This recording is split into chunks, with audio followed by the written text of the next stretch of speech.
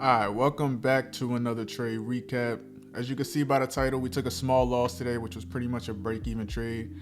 I'm not really much of a break-even type of trader, but due to my analysis, I had to move my stop loss to break-even. If I didn't, I would have taken a full loss. But today that's what we're gonna go over: the full analysis, the full recap of what I saw today, what went on, and everything.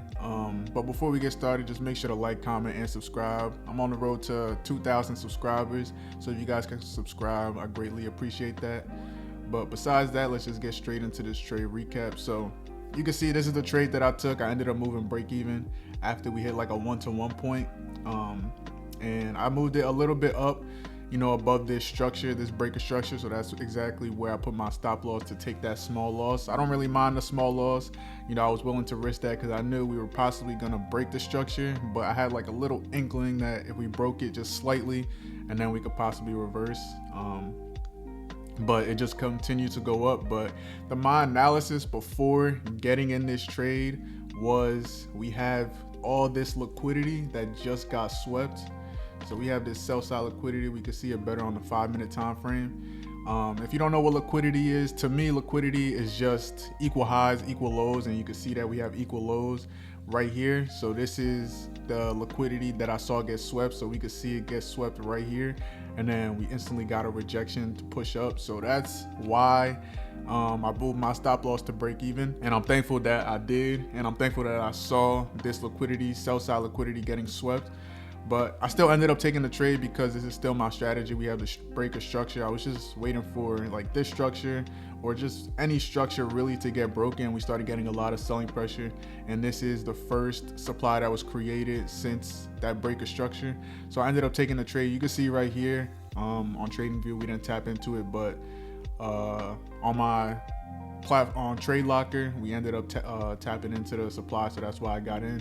We barely tapped in. We got to a 1-to-1. And then I just moved my stop loss to break even.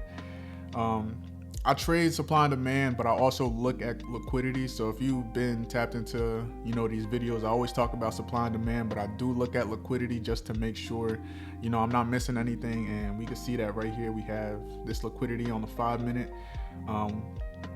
If you don't know much about liquidity, I'd recommend looking up wick-off theory. That's exactly what I know about liquidity, and that's what helped me realize this trade was going to reverse up. So that's basically the trade that I took. This supply, which was a really good supply. Like, this is not a bad supply. It's a good supply. I put my stop loss above the zone. My first TP was at this 1-to-1 spot, and then my full TP was going to probably be around here at this demand. But yeah, so I just moved my stop loss to break even after we started getting a little selling pressure just to secure, just to be risk free, and because we ended up reversing and we could see that we took sell side, and then now we're continuing to push up. Don't really know what this target is. We could possibly see it, breaking these highs, but I did, before New York session was open, I did have a bearish bias because we could see we have a double top right here. So I did expect it to continue to push down, but then I looked at lower time frame to see that we had this liquidity and it got swept. Like, you can see this selling candle, no wick on the selling candle, and then instantly buying pressure. So that to me was just an indication that we're in a liquidity sweep. So that's exactly why I moved my stop loss to break even, and it's a good thing that I did.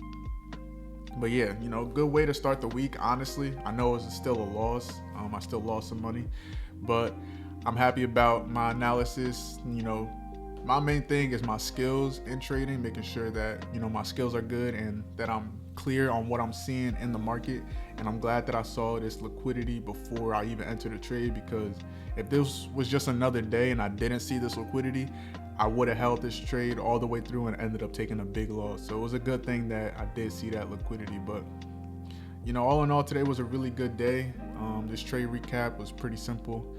We'll see how tomorrow goes. But we've been on a pretty good streak. I wouldn't necessarily call this a loss. I mean, if you want to call it a loss, you can, but I'd say that it's a break-even trade. But it is a small loss if you want to take that.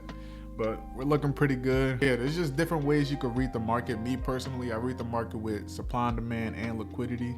I don't necessarily trade off of liquidity, but I use supply and demand to take my entry and look for my exits. But I use liquidity to kind of give me a bias on where the market's gonna go. So I saw that we took sell side liquidity, and my first instinct was we're gonna have a lot of buying pressure, and we ended up having a lot of buying pressure. I was expecting for it to at least tap this demand and then come back up, but we just had a small rejection and we just ended going back up. So that's pretty much the trade recap. We look at gold. I did mention that I was gonna trade gold a little bit, but we didn't really have much good price action, so that's why I didn't really trade gold today. I usually like to trade gold on the 5-minute, and there was no supplies on the 5-minute that I was looking at. We had it a little bit later, but by then I was already in a nasdaq trade. So that's basically my analysis of the day. Make sure to comment down below if you want me to talk about anything, if you guys want me to go over liquidity, if you guys want me to go over supply and demand some more. But yeah, that's pretty much it for the trade recap, and we'll come back tomorrow for another trade recap.